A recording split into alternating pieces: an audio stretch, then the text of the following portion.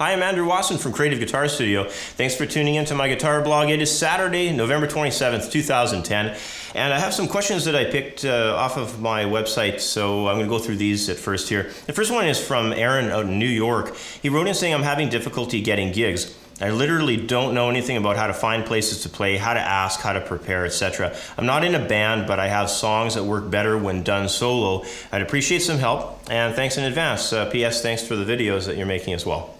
Well, thanks for writing in, Aaron.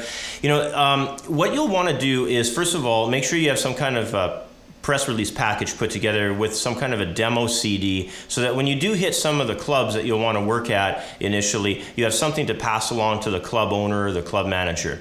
Now, I'd also suggest looking at smaller venues that are probably not part of any kind of management network's booking cycle. And what I mean by that is, let's say if you went to some of the bigger hotel chains or whatnot, they're probably going to be booked by a management company, and that would be a little bit more difficult for you, of course, to be able to get into those establishments. So if there's some local venues around, maybe a venue that has a house band every week or something, perhaps go initially, watch the house band, check out what kind of songs they're doing, maybe even go talk to the band leader, explain your situation to them, and find out if you could learn a couple of the songs they're doing and maybe get up on stage and get a little bit of stage experience initially that way. Most of the club bands will, you know, the house bands will let you come on stage and jam with them. They're pretty open to that.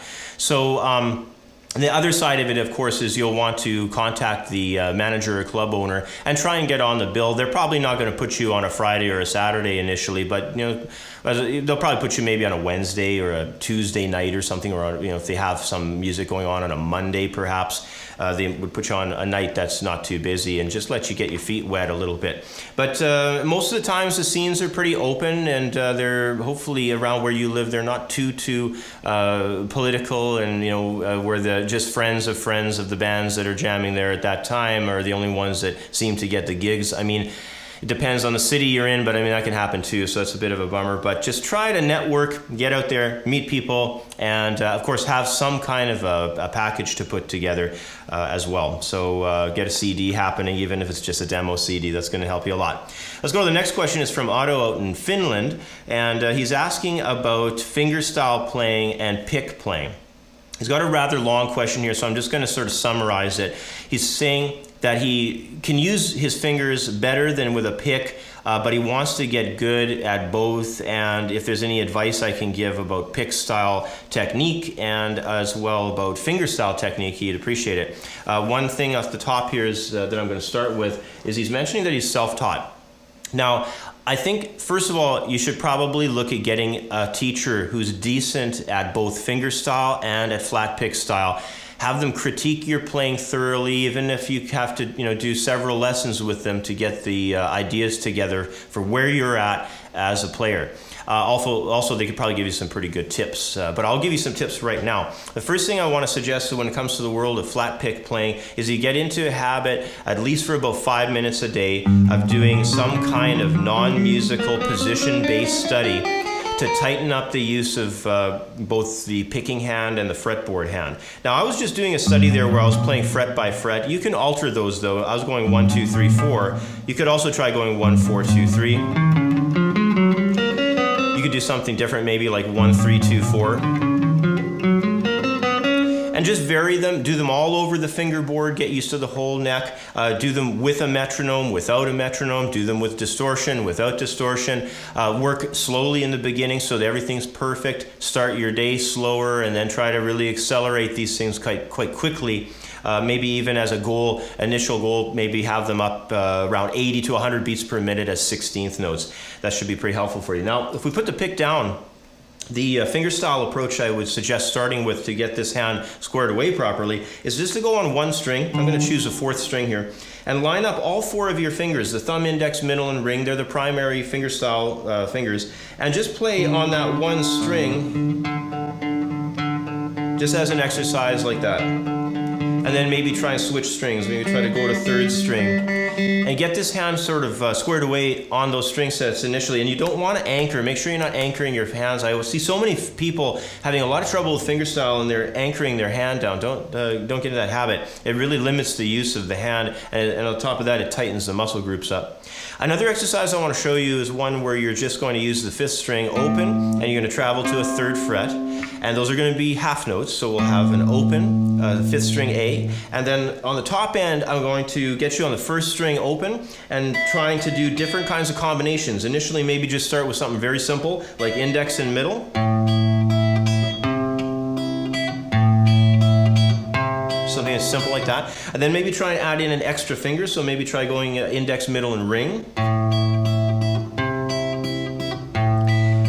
And then maybe alter that, maybe go in the reverse, go middle, index, ring. With the other one I was showing you, maybe instead of going index, middle, just go middle, index. Reverse order and changing up between using 2 fingers or 3 fingers are going to be a really good help for you with gaining some control over your fingerstyle technique. But these are only baby steps. You know, it's probably going to take upwards of maybe even 3 months before you really start getting some decent technique with it. Just be patient. Again, I really think it's going to be helpful if you can find a good guitar teacher.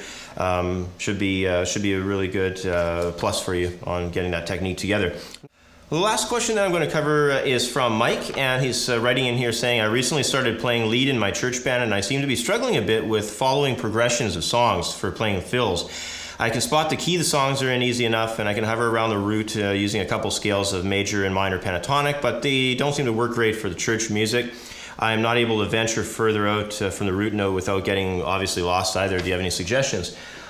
Well, it doesn't seem like you are using arpeggios, and that really would be the trick for you, is to get involved with arpeggio use. Now, if you have never studied arpeggios, there's a couple arpeggios you want to become familiar with in triads, and then there's some that are for the 7th quality chords you want to get into as well. For triads, I would suggest doing the major and the minor. And also for the 7ths, you know, major 7, minor 7 would be playing a role, but also dominant. Now I'm highlighting some specific chords here because I wanted to talk about a song that uses these chords. It's an old piece by Marty Robbins, and it's called El Paso, and it's a great example of a piece that uses lots of fills covering the chord changes by way of arpeggio use. Now the chord changes in the song are D major to E minor, and then it goes to A major, back to D major again. Now, what I would suggest doing is learning the D major arpeggio for the triad, E minor triad, and the A dominant 7th arpeggio, and just record these chord changes in a jam track fashion and just try and start playing over them, just outlining and highlighting the chord.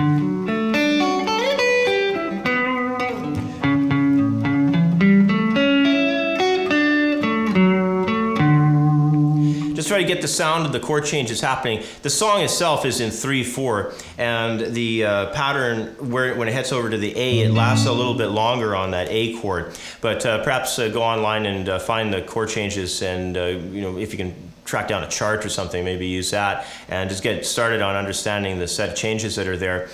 Or you could even just make up your own set of changes for it. It's up to you. But the idea is to get going on the major and minor and dominant 7th arpeggios initially, because if you got those down at the start, you'll really be able to cover a lot of stuff. So hopefully that helps you out. And that's about all the time I have for today. So thanks for joining me and for sending in all the great questions that you guys are sending in. I really appreciate it. Take care, everybody, and we'll see you next time. Bye for now.